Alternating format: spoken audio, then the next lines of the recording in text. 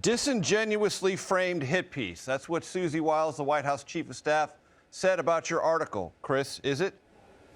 You know, Major, when the White House starts throwing words like disingenuous and context around, you know you've done something right. What they have not done is challenge a single assertion in the piece or a single quotation, and that's because they know that everything is rock solid. So instead we're getting what Ben Bradley used to call a non-denial denial, and this one's a doozy. The White House press secretary, Caroline Leavitt, accused you of bias by omission, meaning you left out things that would have been more laudatory to the president and his first year in his second term. I actually thought the piece was quite laudatory in places. You know, I made the case that Susie Wiles is the most powerful person in the Trump White House other than the president himself, that she runs a tight ship, you know, particularly compared to Trump 1.0, which was a killing field where White House chiefs went to die. You know, she's done a good job in many respects, and I think the piece reflects that.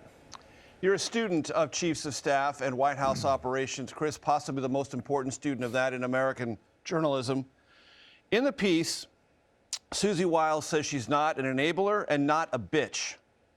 Is she a facilitator who rarely, in that process of facilitating, rarely hesitates to challenge the president?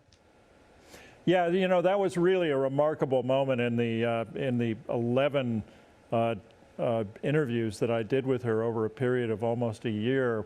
I quoted Leon Panetta, who was, of course, Bill Clinton's formidable White House chief of staff. I spoke to him, and he told me that he wasn't sure whether Susie Wiles was an enabler, as he put it. Boy, did I get a rise out of her. That was when she said, "I'm not an enabler, and I'm not a bitch." Her words, not mine. And I think that the reason for that is that she knows that the most important duty of the White House chief is to tell the president hard truths, and I suspect that she's sensitive about that because she hasn't always done that. Right, and to facilitate the Trump agenda is to push it forward, not second guess it. Yeah, you know, that was a definition of the role that J.D. Vance gave me, as you can read in the Vanity Fair piece. He said, look, you know, in the first term, people had this crazy idea that they were supposed to be looking after the national interest instead of facilitating the president's vision. But here's what Vance doesn't get about that, in my view, and that is that facilitating the president's vision, in executing his agenda, requires speaking hard truths and helping the president to avoid landmines that will come back to haunt him and damage his agenda and potentially hurt the country. I just want you to give my audience a sense of how intentional this was. Chris, you mentioned 11 interviews, almost 11 hours, in excess of 11 hours. And those in the White House, in the inner circle, posed for very stylistic photographs taken by Vanity Fair. That's an allocation of time in the go-go, rush world of Trump requires pronounced intentionality. There was nothing rushed or unintentional about this. I'm not sure it was more than 11 hours, but it was certainly 11 in-depth interviews, let's put it that way, over a long period of time. And from the get-go, to Susie Wiles' credit, she spoke on the record. She was freewheeling and unguarded, remarkably candid.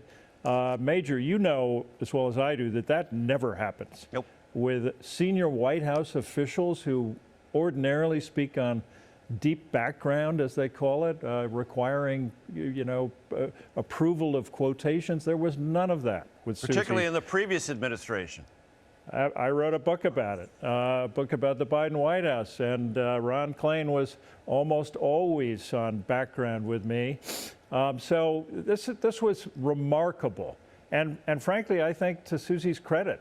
But from the beginning, could not have been clearer. Everything was on the record except when explicitly agreed otherwise, the result is this.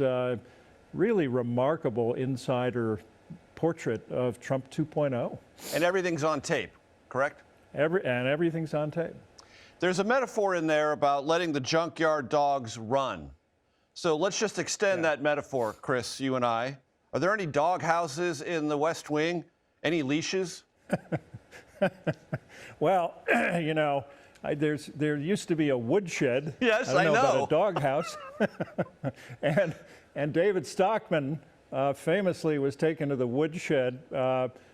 Ronald Reagan's economic advisor, and architect of trickle-down economics, who gave a bunch of equally revealing interviews and kind of pulled the curtain back on, revealed that trickle-down economics was smoke and mirrors. Well, anyway, I digress. If there's a doghouse in the White House, I don't think that Susie's headed there, because I think that her bond with Trump is really remarkable. She is the only person he trusts. She has something, a kind of magic with this guy that none of her predecessors had. As you know, I mean, he blew through 4 different White House chiefs in his first term. So if there's a doghouse, I don't think Susie's in it, frankly. Yep. I want to ask you about a hunch I have reading the piece, that those others who participated, posed for the photographs, are part of the young future of a post-Trump MAGA world. And it seemed to me part of the intentionality here was to lay the foundation for their future, visible and otherwise, in the post-Trump MAGA world. That could be. What I can tell you, Major, is that Susie orchestrated that photograph. I mean, it was Susie's team, her hand-picked people who were in that photograph. So readers can judge for themselves what it means that certain people are in that photo and others are not. You didn't see Kash Patel or Pam Bondi in that photo. Of course, they're not really West Wing denizens, but I think it speaks to Wiles' judgment about whom she really wants to promote. You mentioned the Attorney General, Pam Bondi.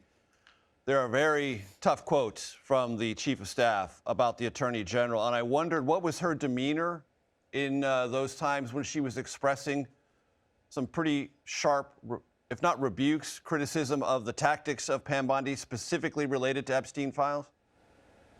Yeah, I think the comments pretty much speak for themselves. I mean, Susie's, a very smooth operator, and she doesn't waste any emotion.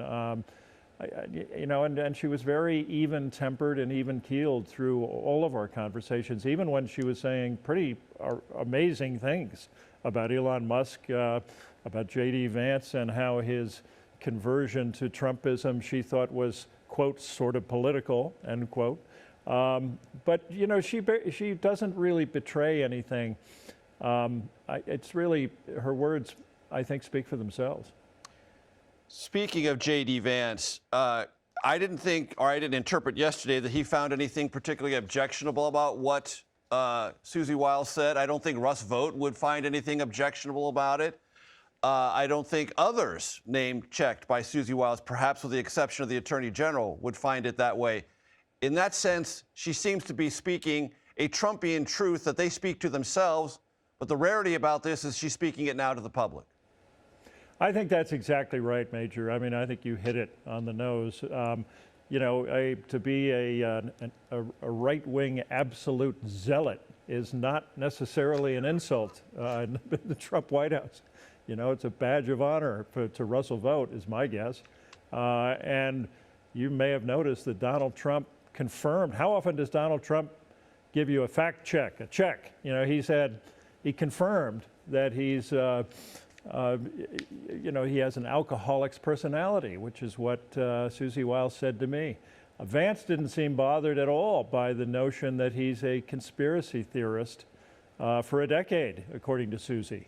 He joked about that. So yeah, look, this is there's planet number 1 out here, and there's planet number 2 in the White House. That's right. One of the things you paid a lot of attention to with every White House that you try to learn about, Chris, is the flow of information to the president, how the chief of staff marshals that, redirects it, manages it. And there's this amazing part of the story where you say in Susie's office there's a monitor on which Trump's Truth Social posts appear, indicating to me that she doesn't have much influence on that or control over that. So that's information coming to her, not information that she's bringing to the president. That's interesting point number one. Interesting point number two, do you have a sense of how much she is a regulator of information flows to the president, as previous chiefs of staff were? No, I think that's really insightful. I mean, that's a smart observation. I think that monitor, that screen that she has to the left of the wood-burning fireplace in that nice office in the corner that every chief of staff has occupied, it really is Susie keeping track of what the president is doing at any given moment, the whims that he expresses on Truth Social. And you're right, it goes in one direction and not the other. I don't think she's writing his Truth Social posts. I'm not sure Dan Scavino is. He might be. I mean, a social media expert there who's part of the team. But it's mostly one-way traffic, I think. It's Trump determining what he wants to do at any given moment, and Susie's not really acting as much of a brake on that. There's also a great reference to Susie Wiles' father, Pat Summerall, her knowledge of the NFL and the Pat Summerall era, not as only a player, but as a broadcaster, and a lot of it encapsulated in memories and experiences of the 1970s. And Chris, it has long been my theory that Donald Trump's worldview was shaped in the 70s. The things that were going wrong in the 70s were sort of an insult to what America achieved in the post-World War II era, and the 50s and the early 60s were the sort of golden age of America. And when he talks about making America great again, he's thinking about creating a life in America that is a reaction to what went wrong in the 70s. And so the 70s, to me, has always been pivotal to understanding not only Trump's worldview, but his underlying psychology. Play with that with me, if you would. I think, yeah, look, I think Trump and Susie Wiles are creatures of that bygone era. You know, it's the Copacabana era of Manhattan, that 70s period. And she really absorbed that zeitgeist from her father, Pat Summerall. And at her father's knee, she not only became a kind of miniature John Madden, you know, spouting one-loss records, but she spent a lot of time in New York with him. As she put it to me, when Trump mentions the name of Frank Sinatra's bodyguard, she knows it. It's remarkable, and I think that's a bond that they have. During their first meeting, their first real get-to-know-each-other session, Trump is sitting there kind of in awe, being in the presence of the daughter of the great Pat Summerall. Right. That's the way they roll. Let's get to some of the news, because there's a lot of news in this piece. She basically, Chris, confirms that what's going on off the coast of Venezuela is an effort to force Nicolas Maduro, from power, and maybe sort of an elaborate psyop in that pursuit, that it's, yes, about drugs, but also about Maduro and his future. Yeah, I went to see her at the White House on November 4th of this year, and she had just come out of the Oval in a meeting with Trump and Rubio and Vance and Stephen Miller. They were talking about Venezuela, and I asked her what's going on, and she said, look, he wants to keep blowing boats up until Maduro cries uncle. Well, that's a little different from the generally stated policy of the Trump White House, which is that he's trying to stop drugs from entering the U.S. This seems to be, she seemed to be saying it out loud, that this is about regime change. She also went on to say that something that might be inconvenient going forward for the Trump White House, namely that if they attack targets on land in Venezuela, they're going to need congressional approval. That's what she told me. I'm not sure Trump would agree with that.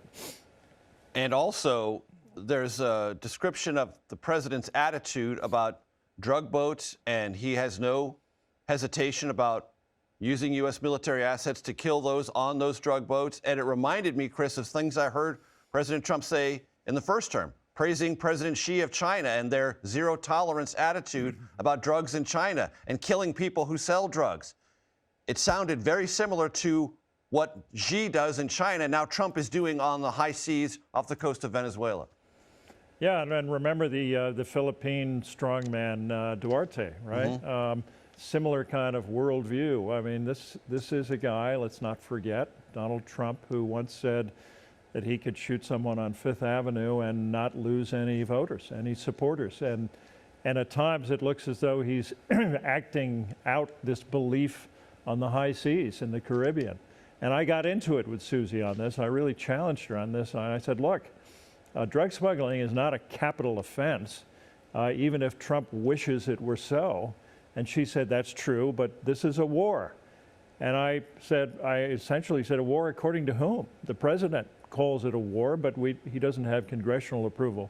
So we got into that. And but obviously she's all in on the policy of blowing up boats, and she's convinced that they have rock solid intelligence, despite the fact that the studies have shown that when the Coast Guard pulls over boats and examines their cargo, they're wrong about a quarter of the time, according to some reports. Susie Wiles describes this as the best cabinet a president has ever had. Is it the best cabinet because it's the most loyal or the most qualified? Well, she would probably tell you it's both. And obviously, there are plenty of people who think that this is the least qualified cabinet in modern history. But Susie would tell you that they're disruptors and that this is a system that needs disrupting. She says, you know, most people think the deep state is in the State Department. It's actually the military-industrial complex, she told me. And she appears to believe that Pete Hegseth is just the guy to take them on. She refers to Bobby Kennedy Jr. as my Bobby, quirky Bobby, she calls him. And she clearly thinks that he's just the guy to take on the establishment. So that's, I think, the way she looks at the world and the way she looks at the Trump cabinet, which she helped to pick. It sounds as if Elon Musk was too much of a disruptor. Yeah, well, yeah, I mean, the portrait she paints of Elon Musk is just wild. I mean, you know, we all knew he was an odd guy. I mean, she calls him an odd duck, almost a kind of a jacked up Nosferatu who slept by day in a sleeping bag in the executive office building and wreaked havoc at night, eviscerating USAID. There's an amazing inside story there, I think, that I report exclusively in Vanity Fair about how she tried to kind of claw back the life-saving programs administered by USAID, which he had shut down, Musk. Rubio got into the act too, but untold numbers of lives were lost as a result of shutting down those vaccinations. So it's a wild story, and even George W. Bush gets involved privately behind the scenes. In the aftermath of all these interviews, Chris, do you have a sense that Doge is still a real deal? I don't. You know, it certainly hasn't come up in any of the recent conversations I had with Susie. And maybe it's ongoing, but I don't get the sense that it is, nor do I get the sense that it succeeded in saving much money.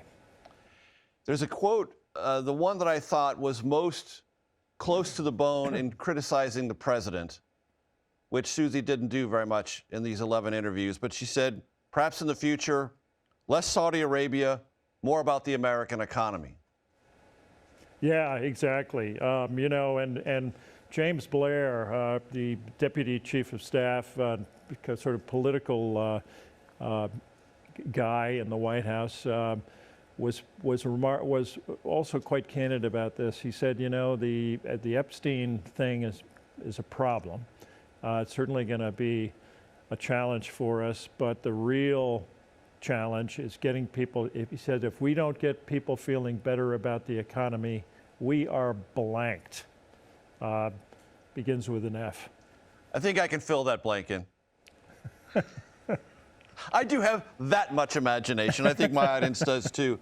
There's also a sense, and you get this, Chris, in any conversations with those in the Trump inner circle, they believe, A, these are historic times, this is a historic presidency, and America will be left in a far different shape than it was before the Trump second term began, and they are proud of that unabashedly.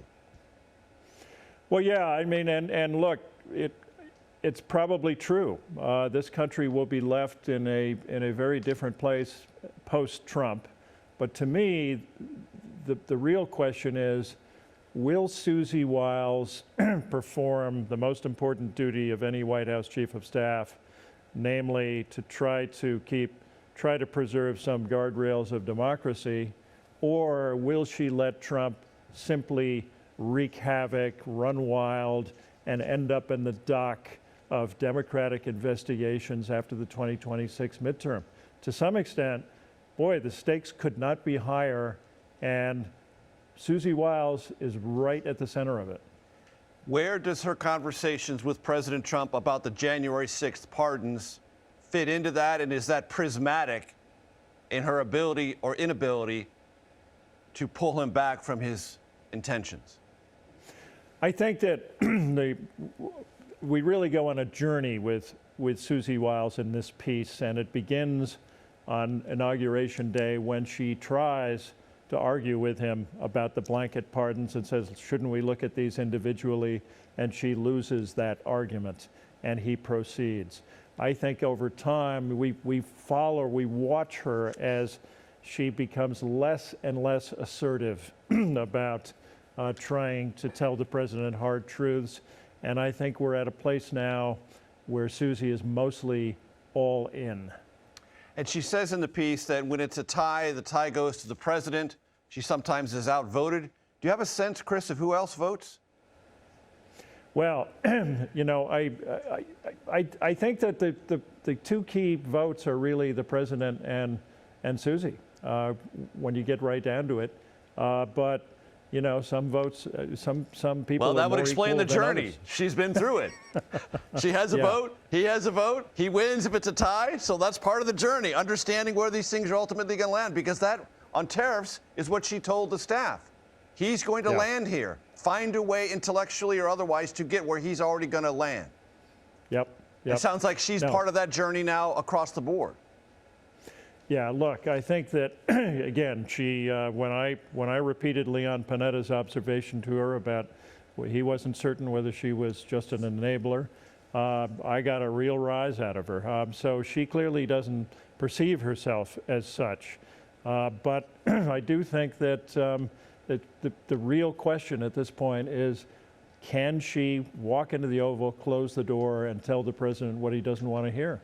It's not clear that that's happening. And in fact, she confessed to me that those fights she has are about little things, not the big constitutional questions that a chief often needs to confront.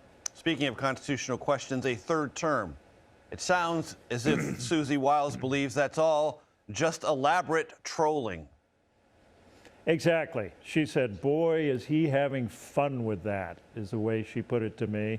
And I said, oh, you mean he just likes to troll people with the notion of, and she said, that's right. And then of course she said, well, but then every once in a while he'll say, boy, wouldn't it be nice? But he knows, her bottom line is, he knows he cannot run for a third term. She thinks there's no wiggle room in the 22nd Amendment.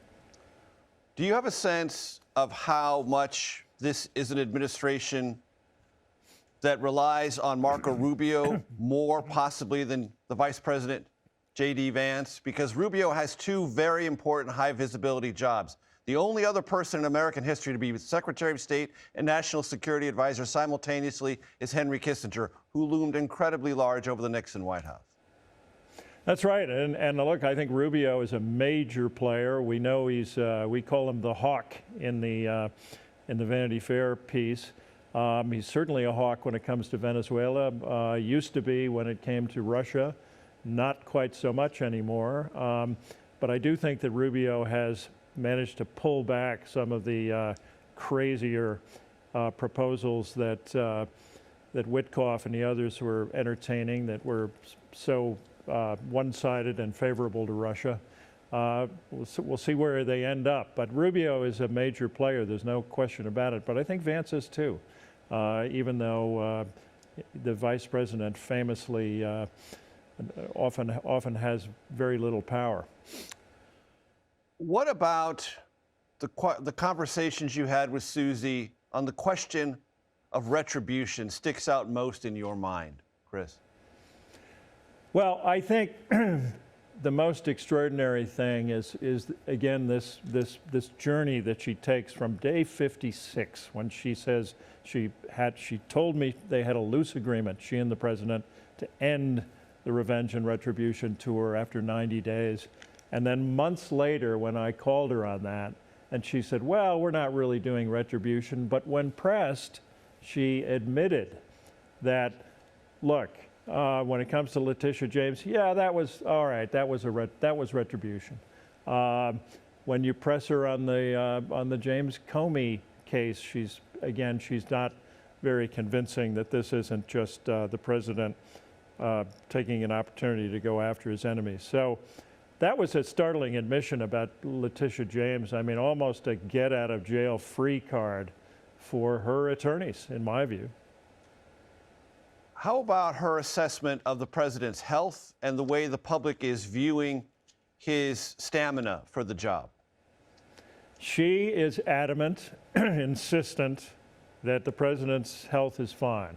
She said, my health is good, his health is great, as she put it. She will not share details about his medical experience in the White House. She just won't go there. But she does insist on that. And when you press her about the president's behavior, for example, his recent verbal abuse of women, when the case in November when he called a woman from Bloomberg, when she said, quiet piggy, when you press her about that, she says simply, look, the president is a counterpuncher, and these days, women are doing the punching. You also had a conversation with her, Chris, about the fears Americans have of the president's intentions when it comes to National Guard deployments or following the judicial rulings from the federal bench. And she said, I can understand it, but mostly she attributed those fears and the wellspring to their fears to hatred of the president. Did that strike you as a potential blind spot for her? Yeah, I do think that that could be. I mean, she was, one thing that I found encouraging was that when I pressed her about, the president and his team obviously have been defying the courts in many occasions, so I pressed her on whether he would, in the end, obey an order from a ruling from the Supreme Court, and she said yes, categorically, yes, he would, and then added, but I think that we'll win more of these decisions than most people think. And then on the subject, as you pointed out, of the National Guard being deployed into, Democratic controlled cities, I said, look, some people believe that he may use troops to suppress or even stop voting during the midterms and beyond. And that was the one where she said, no, that's preposterous. She thinks that that is some form of Trump derangement syndrome, I think. That's just her view. Before I let you go, Chris, I think I know the answer to this, but have you heard directly since the publication of this piece from any of the subjects complaining to you personally about the piece? No, really, they've done all of their talking through these coordinated tweets and statements that they've made. This pushback, which again I find remarkably toothless, since they've yet to challenge a single assertion in the piece. But no, other than that, I really haven't had any direct conversations. And as reporters, you and I both know that when people are really pissed, they get to you directly. You hear from them, yes. This is a general rule of thumb, yeah. Will there be a 12th interview? I don't know. Stay tuned. Is there a book? Well, who knows? But there isn't at the moment. Okay. Well, publishers, I'm sure, are calling or thinking about calling. Chris Whipple, it's always a pleasure. Thanks so much for your time. Well done. Major, always great to be with you.